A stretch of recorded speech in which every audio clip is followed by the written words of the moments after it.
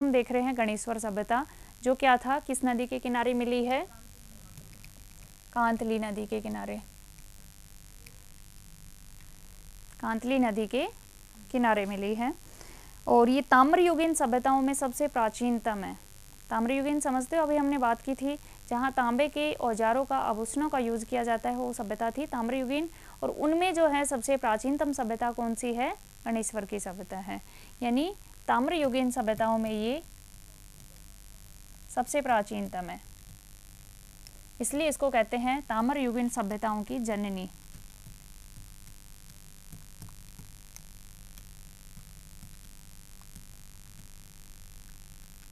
ताम्रयुगीन सभ्यताओं की जननी भी कहा जाता है।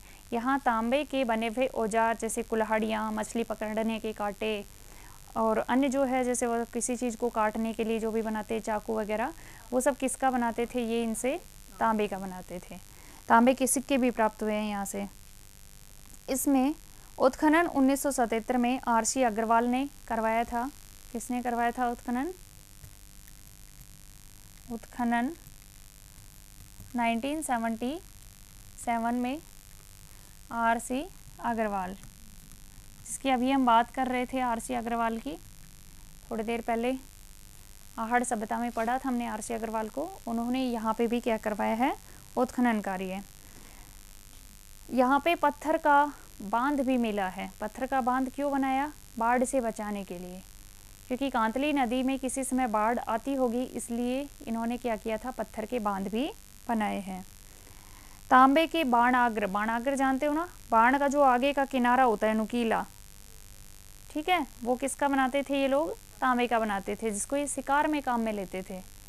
भाला समझते हो? भाला, भाला लोहे का बनाते हैं, जिससे क्या किया जाता है? शिकार किया जाता है। ऐसे ही ये बाण बनाते थे ताकि बहुत आसानी से क्या है, वो किसी भी शिकार को भेज सके, इसलिए उसका आगे का जो सिरा था वो नुकीला किया जाता था तांबे से। तो ये तांबे के क्या बनाते थे? बाणाग्र। उसके अलावा ये तांबे से यहाँ पे जो बनी हुई वस्तुएं थी वो हड़प्पा भेजी जाती थी। ये लोग किससे व्यापार कर रहे थे? हड़प्पा वालों से, और उनसे उसके बदले में अनाज मंगवाया जाता था। ठीक है, तो इसकी गणेश्वर सभ्यता की जो मेन विशेषताएं हैं वो ये ध्यान रखना है। एक तो ताम्रयुगीन सभ्यता है, कांतली नदी के किनारे है, और यहाँ पे तांबे की बहुत सारी वस्तुएं प्राप्त हुई हैं, इसलिए इसको कहा जाता है ताम्रयुगीन सभ्यताओं की जननी। सबसे ज़्यादा जो है तांबे के अवशेष यहीं से प्राप्त हुए हैं। खूब सारे सिक्के मिले हैं, तांबे से निर्मित उपकरण मिले हैं, इसलिए इसको जननी कहा जाता है। और यहाँ उत्खनन करवाया था आरसी अग्रवाल ने 1977 में। ये सभ्यता मानी जाती है 2800 BC, यानी 2800 ईसा पूर्व की। कब की मानी जाती है इसको? 2800 BC की मानी जाती है। ठीक है, इसके बाद है नेक्स्ट बालाथल सभ्यता। कौन सी सभ्यता है? बालाथल सभ्यता। बालाथल कहाँ पे है?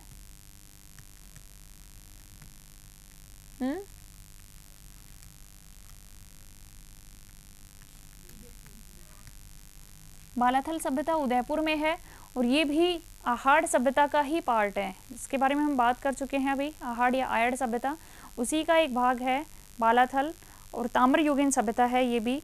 कब की मानी गई है इसको? 3000 से 2500 ईसा पूर्व का। कब से मानी गई है? 3000 से 2500 ईसा पूर्व की। कैसी सभ्यता है ये?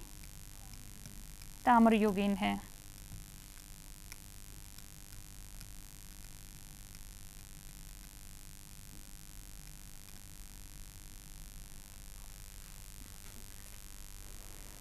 इसके यहाँ पे जो पाए गए औजार हैं या तांबे की जो भी चीज़ें मिली हैं, उसमें क्या क्या मिला है?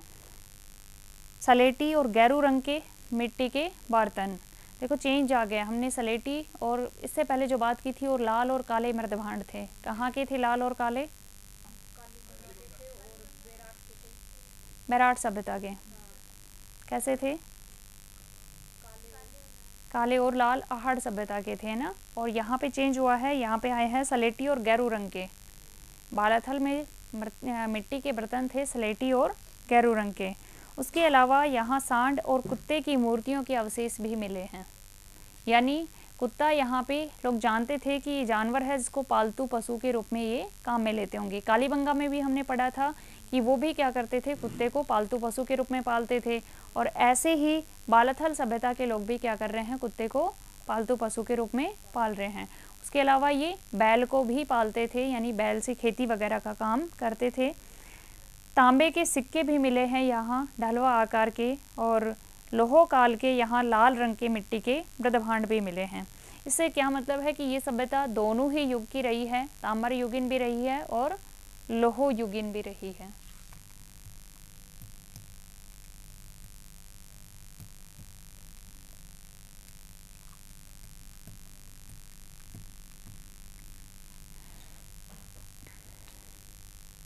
यहाँ बर्तन कैसे मिले हैं, सलेटी व गैरू रंग के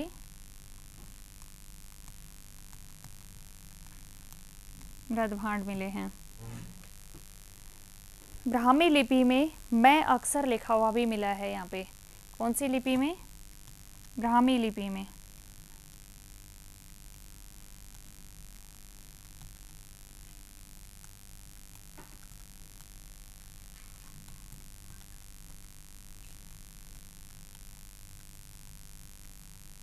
ब्राह्मी लिपि में मैं अक्षर भी लिखा हुआ पाया गया है।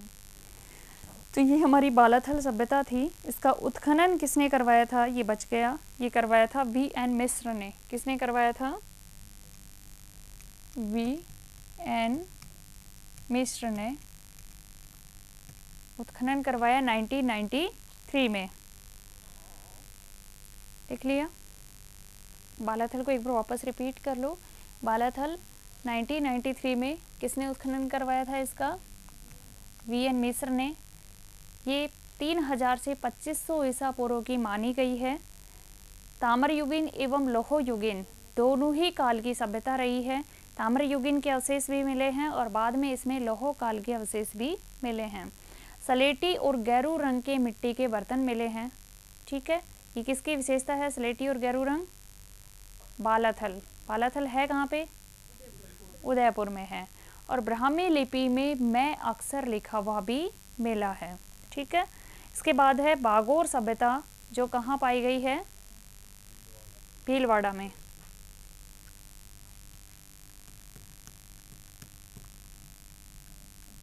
बागोर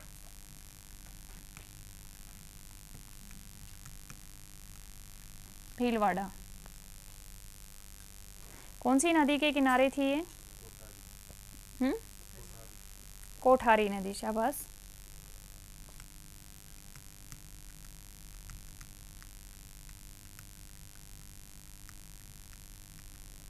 कोठारी नदी के किनारे मिली है।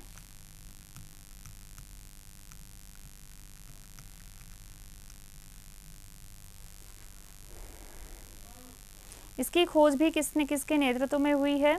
V.N. मिश्र के नेतृत्व में। अभी हमने बात की थी V.N. मिश्र ने ही बालाथल की खोज की है और इसकी भी V.N. मिश्र ने ही की है।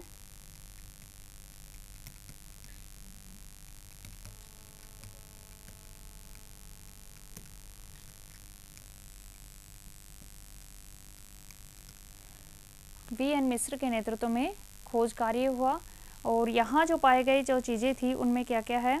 पशुपालन से संबंधित प्राचीनतम अवशेष यही मिले हैं। ठीक है, बागोर भीलवाड़ा में पशुपालन से संबंधित प्राचीनतम अवशेष मिले हैं। उसके अलावा पशु पक्षियों की हड्डियों के कंकाल मिले हैं। इसका मतलब क्या है कि यह लोग क्या करते थे? पशुपालन भी करते थे। इसके अलावा ये युद्ध शिकार भी करते थे, यानी युद्ध प्रेमी भी थे, शिकार प्रेमी भी थे। यानी ये शाकाहारी और मांसाहारी दोनों ही थे। शाकाहार भी खाते थे और मांसाहार भी। यहाँ बोतल के आकार के बर्तन मिले हैं और हाथ और कान में पहनने के शीशे के गहने मिले हैं। कैसे बर्तन मिले हैं? यहाँ बोतल के आकार के बर्तन,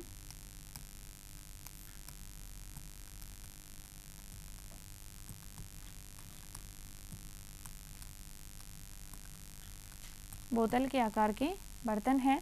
उसके अलावा शीशे के गहने